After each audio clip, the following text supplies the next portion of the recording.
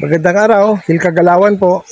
Dito po ako ngayon sa Barangay New Leyte ng sakop po ito ng Municipality of Maco, Davao de Oro. Ito pong village na to ay very remote. Meron po kaming gagawing isang ramp pump system na RP300 para po sa isang buong barangay. So, kasalukuyan po yan, makikita mo sa background. Yan po ang barracks namin. So ito pong pinaka-remote na village ito. So ang maganda rito kasi malapit lang po yung spring source. Ayan makikita mo nandun sa itaas yung mga sakop namin. Ayan nandyan po yung source. Medyo busy pa kami sa pag-improve ng aming barracks. Naglagay po ako rito ng latrine. Yan po, kinakalutan nila. Tapos yun ang work area ko. Ito pong pinakabahay namin. Maliit lang po pero kasi yung siyam katao rito. Ayan. Meron kaming ice box. May laman po na yellow yan. So ito yung pinaka kitchen ko. At ito naman yung sleeping quarter namin. Ayan. Dito yung pinaka work area. Ayan. Tapos nandun yung housing ng ramp pump ko.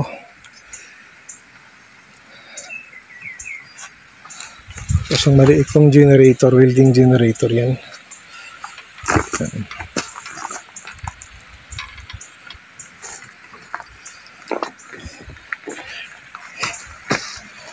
Saglit lang po ang araw nito kasi pagtanghali na, katulad ngayon, alauna na.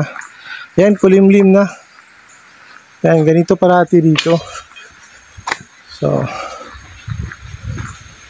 si Benji naman ay busy sa pagwashing ng rides namin.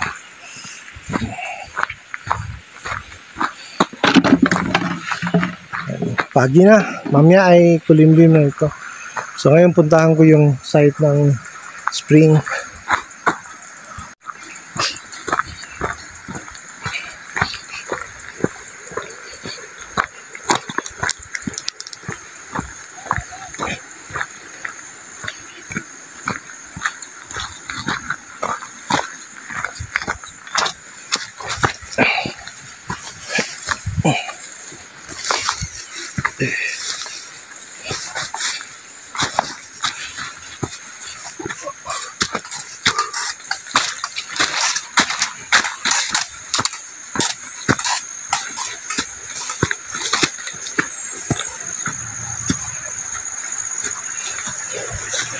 Ito yung bukal. Ganito karami siya.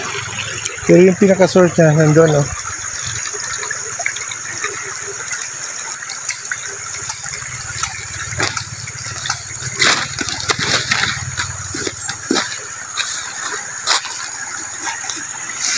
Woo!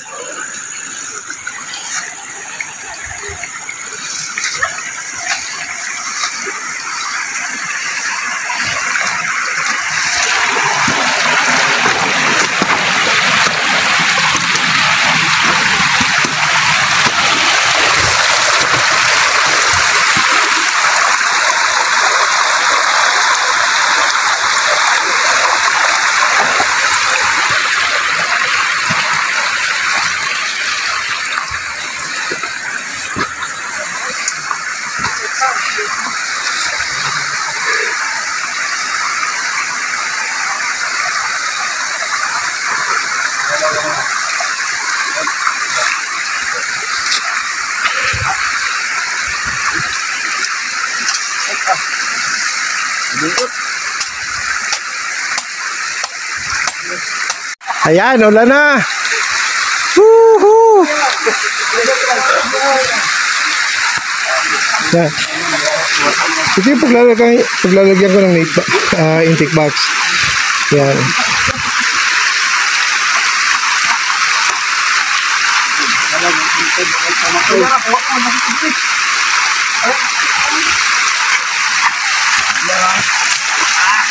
Sekarang dulu.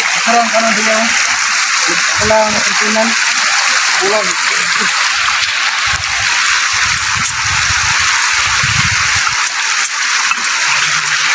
Ito yung mga sobra-sobrang tubig.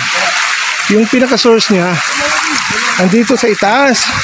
Kaso lang, may nakalagay ng mga pipe ng mga tao rito.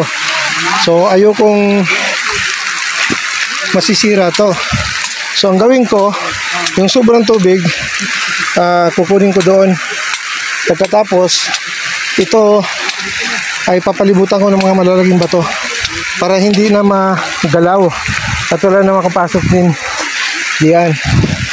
Yan, ini first hour namin to, kaya abangan nyo ang susunod na chapter.